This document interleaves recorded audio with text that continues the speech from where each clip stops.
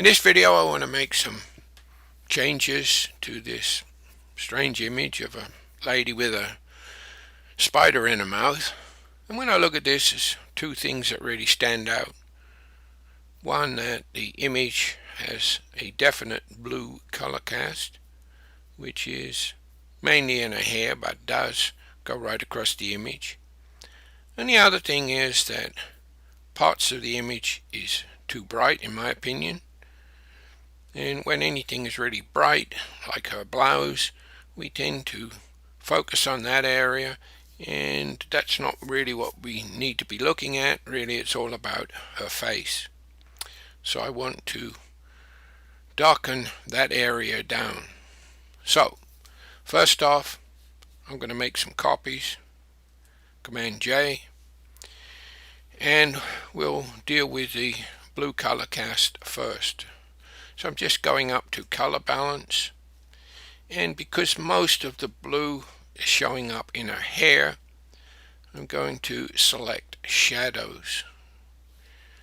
We need to add lots of yellow to offset the blue, and I think that's done a pretty good job. So I'm just going to hold the eyeball down here so that we can see the before and the after.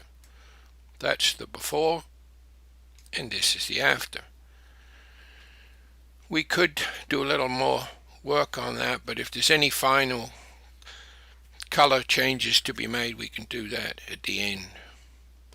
But for now, we'll say that we've pretty much taken care of the blue color cast.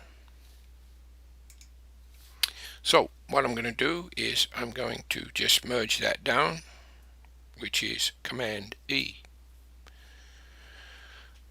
So the next thing, as I said, we need to take care of the bright area at the bottom of the image, and lots of ways we could do that, but because I want to select specific areas of this image, the blouse and part of her hand here, and one or two hot spots on her face, I'm going to use a luminosity mask.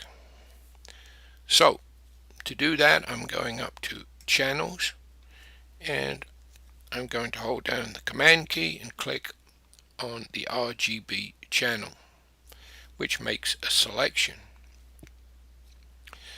I'm going down here and click on this icon to save that as alpha 1. Now when I look at this mask, I can see it's not really doing what I want. It hasn't selected enough of the areas. I want to refine it more so that I basically get part of her hand and the blouse. So what I'm going to do is hold down Command, Option and Shift and multiply this by clicking once again on alpha 1. And as you can see, we've added to the selection, but it's really still not enough in my opinion. So once again, we'll go down and save that, and we're going to save it as alpha 2 and click on that. And as you can see, we're pretty much heading in the right direction, because in a mask the black will conceal and the white will reveal when we make our adjustments. So still not really what I want, so I'm going to do that again. Command, Option, Shift and click on alpha 2. Now I pretty much got the selection that I need. Pretty much got all of the blouse down her hand here, little on her face, and over here. Now although this doesn't appear to be selected, these gray areas, they are selected to some degree, because the marching ants only show up where there's a value of 50% of luminosity or brightness. Okay, so we'll go back and click on RGB, back to our layers, and then I'm going up to levels. Could use curves, but for simplicity I'm just going to use levels. First off, I want to show you what the actual mask looks like, so I'm going to hold down the Option key, and as we can see, most of her hair is black, which will conceal any adjustments, and down here where we want to change it is much whiter. It's not completely white, but I think it'll give us the results that I'm looking for. Okay, hold down the Option key and click on there again, and let's get our levels back again. And all I'm going to do on that is just move the midpoint slider over towards the beginning of the histogram. So I'm going to hold down this eyeball here so we can see the before and the after. There's the before, there's the after. And as you can see, we've got some detail back in the blouse, exactly what I needed. And also somewhat in the face, and we've got some more color back in the face. Now, with Luminosity Masks, we can further refine it by using or blurring the mask.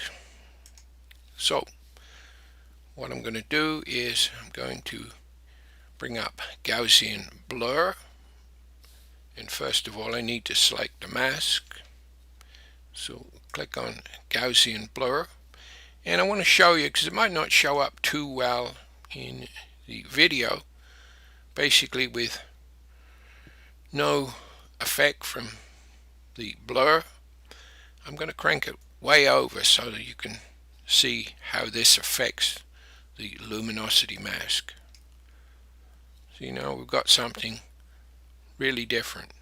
Now where you choose the radius on this is obviously up to personal taste, but when we have it way down here, it's very flat and doesn't look good. So we need to bring the radius up, and like I said, that depends on what you're actually looking for. So that's kind of really the hard part, is deciding where a person wants to be. So we won't waste too much time on that, but it just shows you how that blurring can also refine the mask. So let's have a look at the before. That's before the blurring. This is after. Before and after.